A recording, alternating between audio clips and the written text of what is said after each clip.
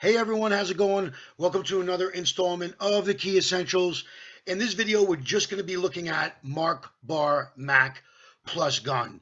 We're not going to be getting into the whole arresting juvenile procedure. It's just going to be about reading the law so you can hear this acronym over and over again. Hopefully, if you're listening in the car, you could just hear me read through the law and you'll remember it on test day. So let's get started. All right, so you'll see here in Marc Bar Mak plus gun, I extended the B's, I added the A, and I added the R. That's only because in the acronym there are 2 burglaries, 2 arsons, and 2 robberies. Ostensibly, it's the same acronym, Marc Bar Mak plus gun. I just separated out the crimes so we can see them a little more clearly. Now, you can see here that it's murder 2, sub 1 and 2, assault first degree, rape first degree, criminal sex act first degree, burglary first degree, burglary second degree, arson first degree, arson second degree, robbery first degree, robbery second degree, manslaughter first degree, aggravated sex abuse first degree, and kidnapping first degree, and then CPW gun within 1,000 feet of a school. Now, there are different subdivisions and things like that, but the first thing we have to tell you before we move on is that murder 2, sub 1 and 2, that is the only way that a 13-year-old can be a juvenile offender. After murder 2, sub 1 and 2, the rest of the list down is just for 14 and 15-year-olds. So murder 2, sub 1 and 2 is for 13, 14, and 15. The rest of the list is only 14, 15. All right, so let's take a look at some of these charges. Murder 2, subdivision 1, intend death and cause death to anyone. Subdivision 2 is deathly reckless. You figured someone would get killed, but you did it anyway. These first 2 are the only ways that a 13-year-old can be a juvenile offender. Subdivision 3 is felony murder. That's the break-or-ass felonies. And that's 14 and 15 only. Now, when we talk about deathly reckless, these are the examples of throwing a cinder block off an overpass, firing a loaded gun into a crowd of people, and you just figured someone would get killed, but you did it anyway.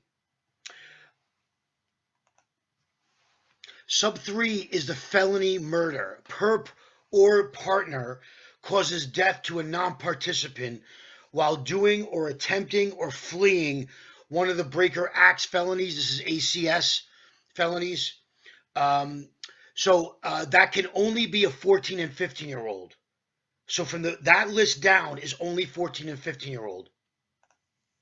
Let's take a look at assault 1, subdivision 1, intend serious physical injury and cause serious physical injury with a deadly weapon or dangerous instrument. This is going to be your face slashings with a razor blade. Also sub 2, intent to disfigure or amputate. Now we'll take a look at Rape 1 and Criminal Sex Act 1, both sub 1 and 2 for both crimes. Rape 1, Criminal Sex Act 1. So Rape 1 sub 1, which is by force. Rape 1 sub 2, which is by physical helplessness. Criminal Sex Act sub 1 is also by force. Criminal Sex Act sub 2 also by physical helplessness.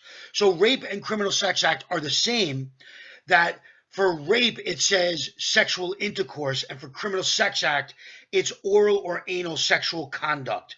But the sub 1 and sub 2 are the same. Sub 1 is force, sub 2 is physically helpless.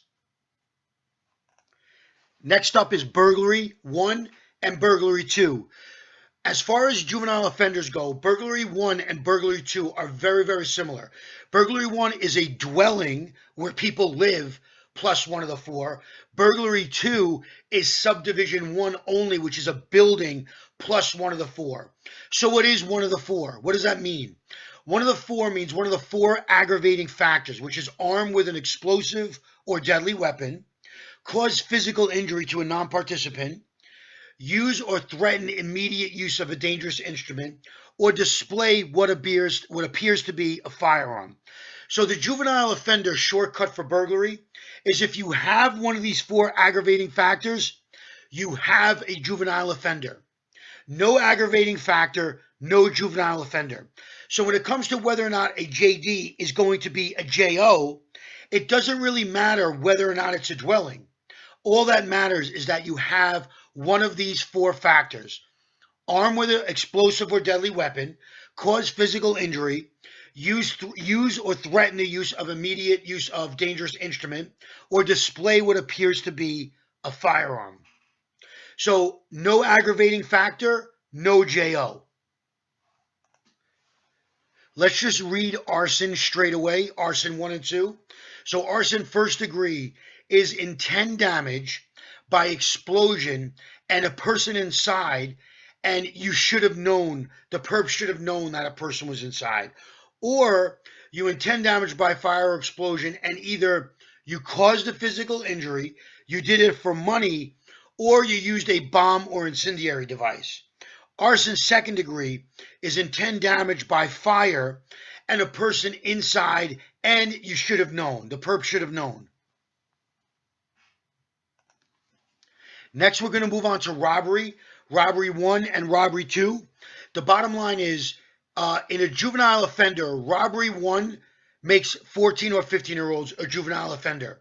Now, I'm going to read the elements of the crime here: cause serious physical injury, or armed with a deadly weapon, or use or immediate use of a dangerous instrument, or display what appears to be a dangerous instrument. But basically, robbery 1 is a juvenile offender. Robbery 2 is a little bit more tricky because only subdivision 2 is a juvenile offender, and that is with the injury.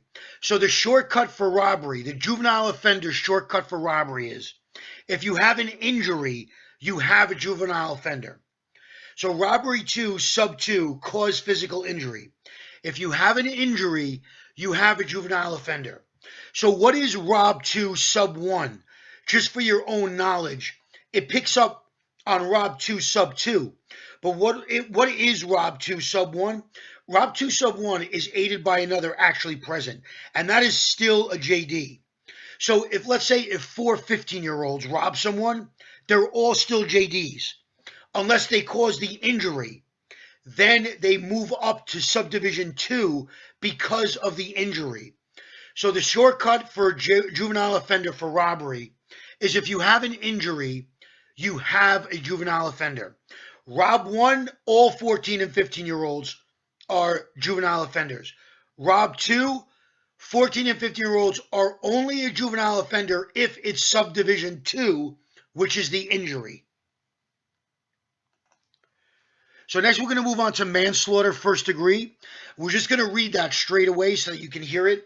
Manslaughter first degree: intend serious physical injury, kill anyone, you intend death and you cause death, which would normally be murder too, but this is charged if the homicide is committed under extreme emotional disturbance, for which there is a reasonable explanation or excuse.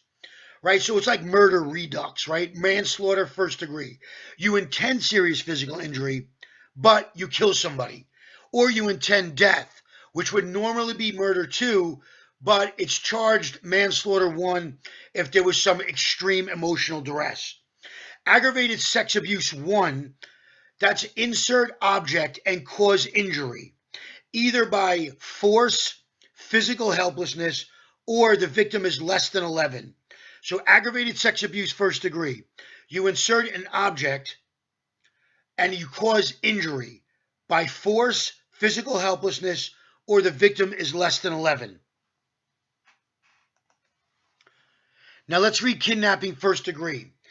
I think it's extraordinarily unlikely that you'll get kidnapping as part of your JD analysis on your exam, but let's just read it anyway so you can hear it. Kidnapping first degree: you abduct someone with the intent to compel a ransom.